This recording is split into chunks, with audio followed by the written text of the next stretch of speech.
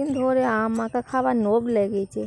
তো নোব তো নাগে, প্রত্যেক দিন আম দেখলি না জিভ দিয়ে তরতর তরতর করে জল পড়ে যায়। তা কী করব, কাজের থালায় আর খাওয়া হয় না। তো আজকে ঠিক করলাম যে আজকে আম আমি মাখায়ে খাইয়ে তারপরে অন্য কাজ করব।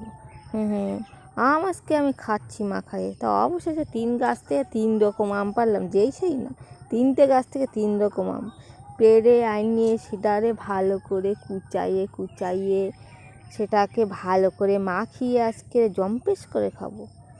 তো ভালো করে কুচিয়ে মাখিয়ে জম্পেশ করে খাওয়ার মজাটাই তো আলাদা, তাই না? এদিকে আবার আমাকে এইখানে আবার কীর্তন হতেছে, তো ভালো মনে হয় শোনা যেতেছে কি না বলতে পারবো নি। তা আমার ভিডিওগুলো তো কি তোমাকে ভাল লাগে? যদি ভাল লাগে তা একটুখানি লাইক টাইক করো কেন। দেখো মাখাইছি, টক ঝাল মিষ্টি যা ছিল ঘরে সব দিয়ে দিয়েছি, একটা গাছের পাতা পুঁতি আইনে দিয়েছি। ও বাবা, মাখায় নিজে খায় নিজেই ফিদা হয়ে গেছি।